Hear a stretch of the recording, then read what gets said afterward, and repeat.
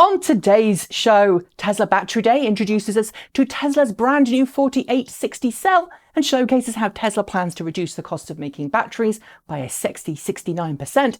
Trevor Milton seemingly disappears off the face of the earth after stepping down at Nikola, and the Volkswagen ID4 launch causes such demand that Volkswagen's pre-order website completely crashes. These stories and more coming next. This is Ecotricity's ecoTEC show from New Zealand's only carbon zero certified renewable electricity company. We are 100% Kiwi and 50% community owned. Why not switch today at ecotricity.co.nz. Welcome to episode 150 of the ecoTEC Roundup Show. I cannot believe that we've done 150 of these, but I'm so glad that we've made it this far together. Here's to the next 150, and very big thanks to the team at Ecotricity New Zealand for helping me to be part of this journey. As probably one of the most hyped electric car events of the year, I really can't start anywhere else this week than the Tesla Battery Day, which took place on Tuesday.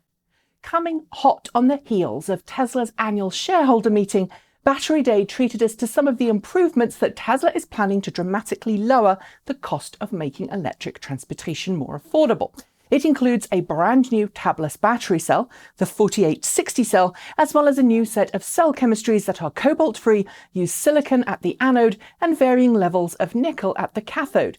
Tesla plans to build a brand new high-speed, fully automated production line and intends to switch away from its current battery pack designs to structural battery packs, made possible in part by its shift to massive casting machines for various vehicle components. We covered it this week on the channel, including the sexy 69% improvement, so check out our quick rundown later. While Lucid Motors has been downplaying any sense of rivalry between it and Tesla, this week has certainly been full of it, with Lucid publishing details of an impressively quick lap at the WeatherTech Raceway Laguna Seca in the 1 minute 33 second zone, only to be beaten a few days later by Tesla in the planned Model S at 1 minute 30.3 seconds. As for quarter-mile times, well, Lucid was expected to get ahead of the competition by posting a video of a brand new quarter-mile record set, beating its previous record of 9.9 seconds and setting a time of 9.245 seconds. That's blisteringly quick and puts Lucid well ahead of the Porsche Taycan. However, Tesla is now claiming a, quote, sub-9 second quarter mile for the Model S Plaid. It just hasn't given exact numbers yet. Expect this to go on for a while, and both cars are promised to launch next year. It's official. As part of the fallout into what I'm going to call the Hindenburg Research Gravity Gate, because it included a Nikola 1, quote, in motion, rolling down a road powered by nothing but 9.8 meters per second squared, Trevor Milton is out at Nikola. Announced on Monday, the official statement from the troubled startup said that Milton had approached the board of directors and proposed to step aside. Many of you suggest it was more a case of him being asked to leave, but nonetheless, there is now a new chairman of the board, Stephen Gursky, former vice chairman of GM. In his leaving statement, Milton said he wanted to focus on the company and not on him, but he walked away with $3.2 billion of Nikola shares, which may or may not be worth something in the future, and he's promptly disappeared from both social media and the internet as a whole. I'm not going to lie, I think Nikola's future involves a visit from the Grim. As Porsche's first electric car, the Taycan has gained a lot of praise for its excellent engineering, its punchy performance, and its ability to twist the laws of physics. When it was first launched, some in the industry had questioned if hardened Porsche fans would actually accept an electric vehicle into the Porsche stable, but now we know for sure that the answer is a resounding yes. During August, while models like the Panamera suffered a 71% drop in sales year-on-year, and the Macan suffered a 62% drop in sales year-on-year, Taycan sales topped the charts with 1,183 registrations. Naturally, the Taycan hasn't been on sale for a year yet, so we can't compare its performance to last year. But other than the Taycan, the only other Porsches with a good month was the Cayenne Coupe, which was up 29%. Like so many auto industry reveals this year, the Volkswagen ID4 launch was postponed from earlier this year to this week, and it took place online. Despite being virtual, however, the highly anticipated global electric crossover delivered in terms of specifications, features and pricing, and has proven so popular with US buyers that the ID4 first launch edition sold out in less than a day, and it crashed Volkswagen's websites in the process. Powered by the same 77 kWh battery pack and MEB-based platform as the ID3, the ID4 isn't a sports car, but it does offer towing capabilities and practical everyday driving in a compact, stylish package. It will go on sale in early 2021, with US pricing below that of both the Model Y and the Ford Mustang Mach E. This is one to watch. Unless you're really hot on Chinese automakers, you've probably never heard of Lynk Co before. But this week, the luxury brand, which is part of the Geely Automotive Group, revealed its Zero concept. Styled as a crossover with some pretty big styling cues that remind me of a Porsche at the front and a Volvo at the rear, the Zero concept is the first all-electric model to wear the Lynk Co badge. But don't think for a minute that this is a startup with no experience in the EV world. Since Lynk Co is part of the Geely Group, it's built on the same platform that underpins both the XC40 Recharge and the Polestar 2. It's not clear if this model will be sold outside of China, but I've got to say I quite like the styling. When I know more, I will of course share. Sticking with Chinese brands, Xpeng, and yes, that is the official Western pronunciation of the company's name, Xpeng, has just loaded a transporter with the first G3 crossovers to head to Europe.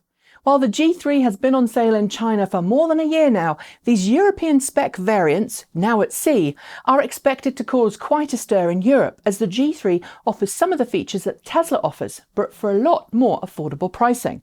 How affordable?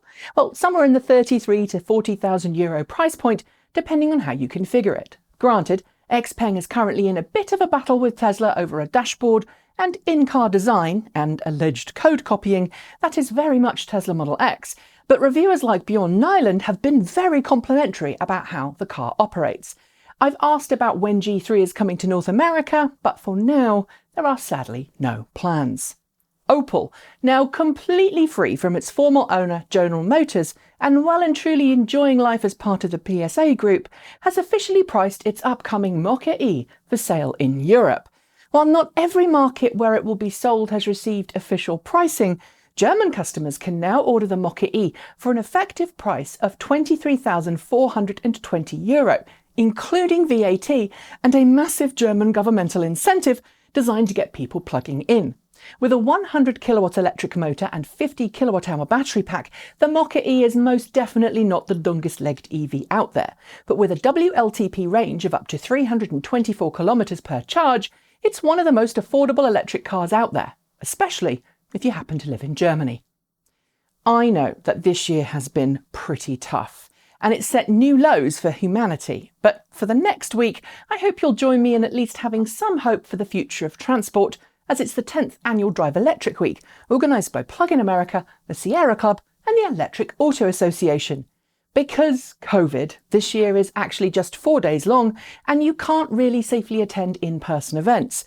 But that's totally okay, because there are more than 141 online events taking place over the next few days that can totally help you dump the pump and plug in wherever you are in the world. And to kick it off, the annual event and awards ceremony, which happened last week, took place. This week, recipients of awards included Washington Governor Jay Inslee, EV non-profit diversity group EV Hybrid Noir, and our buddy Robert Llewellyn from Fully Charged. As a recipient of an award last year, I am so proud of each and every one of you who've honoured this year, and here's to many more Drive Electric weeks. On this channel, we like to cover all types of cleaner, greener, safer and smarter transportation, and of course, one mode of transport that's got a serious emissions problem is of course the airline industry. This week, Airbus became the latest company to showcase its vision for the future of air travel, with a trio of zero-emission concepts designed to make air travel more environmentally friendly. Interestingly though, while some companies we've been looking at have been talking about personal VTOL and short-haul electric planes, Airbus has chosen hydrogen-powered planes instead. Two of the three planes, a turbofan and turboprop, rely on burning hydrogen in modified gas turbine engines, but a third concept plane proposes a blended wing design with tiny electric fans and presumably a hydrogen fuel cell stack inside. And finally, With the Mustang Mach E due to begin deliveries at the end of this year, Ford's been really busy working on promoting its first long-range electric car. And as part of that, it's just announced the fact that its Mustang Mach E GT will be going on sale in Europe, claiming that it's faster than anything else in its segment. That's upset Tesla Model Y fans, as the Mach E GT does match the Model Y dual motor performance on paper, even though the Model Y dual motor performance isn't on sale yet, and it isn't helped that at a recent press event to mark California's new 2035 ban on ICE cars, Ford's current efforts to sell EVs was played up significantly and Tesla was basically ignored. However, having seen the statements made, I can see that nothing incorrect technically was said, and what was said was carefully worded to be true if a little disingenuous. Honestly, this isn't the first time we've seen an automaker do this, and every automaker does it to some extent, including Tesla. So let's hope this Drive Electric Week we can see an end to this and a collaborative push towards cleaner air for everyone. We can wish, right? And on that note, we are done for the day. Make sure you hit the notification bell so you don't miss out on our next episode. And if you haven't already switched, why not switch to New Zealand's only carbon zero certified renewable electricity company? They make it super easy to make the switch. And when you do, you'll help New Zealand wean itself off dirty fossil fuels and onto clean green power that will keep the land beautiful for generations to come. I'll be making more great content for you all to enjoy next week. But until then, please stay safe, remember to wash your hands, and stay healthy. I'm Nikki Gordon Bloomfield. Ka kite! See you next time.